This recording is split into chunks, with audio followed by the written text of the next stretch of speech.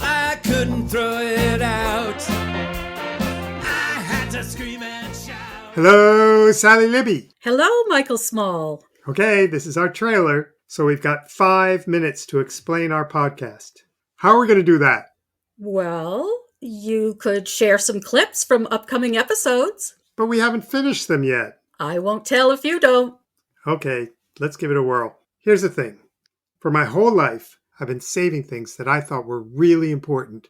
But now, nobody wants any of it. So I've got to try to start throwing it out.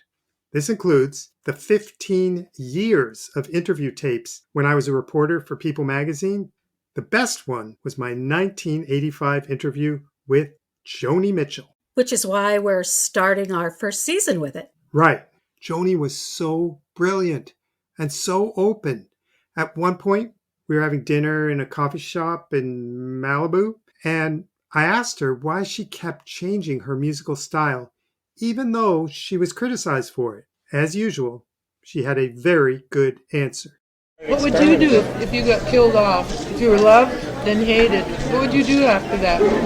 Would you go back and kiss ass, or would you pander to them, or would you just say, be true to yourself, We talk more about that in the first of 2 episodes with Joni.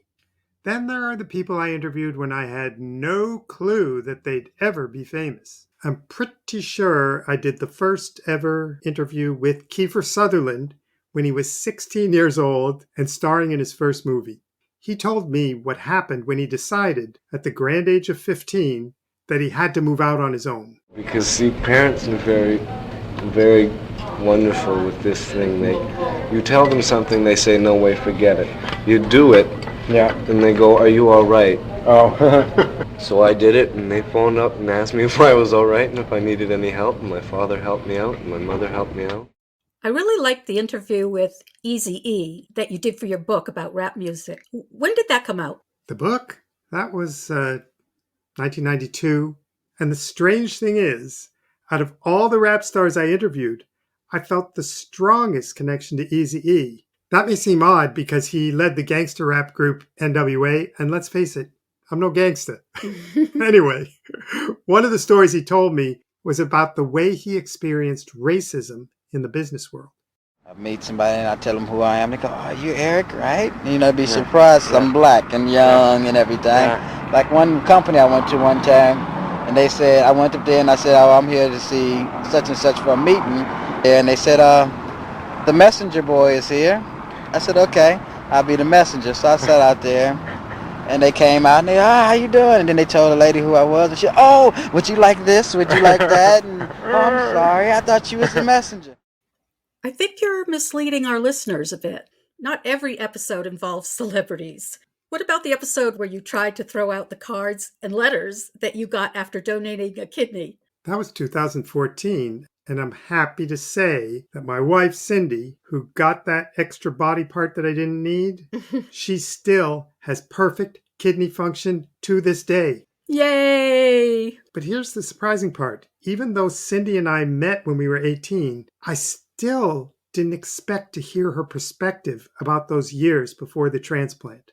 You know that in college and in high school, I really didn't think I was going to make it, or even in my early 20s. My parents were expecting me to die. I just didn't think I had a chance, and I lived as if I was going to die. I never lived as if I had a future. And I took crazy, crazy risks, and I'm really sorry that I dragged you along on some of them. While we're getting personal, don't forget the family history that I pulled out of my boxes. That involved more drama and sadness than I expected. Those 2 terrible accidents with your grandfather. And the weirdest thing is, without those accidents, I might not even be here today. Then you wouldn't have saved all those boxes of stuff. And we'd have no podcast. Then no one has to listen to our first season. Sally, that's not the goal of a trailer. The goal is to make people want to listen. Okay, listeners, you will get great joy and entertainment from hearing us try to throw out 58 years of stuff. Or at least that's what we're hoping. In the first episode, we explained why we had to create this podcast. Then, in the summer of 2022, watch out for new episodes of Sally. I couldn't throw it out. Yeah.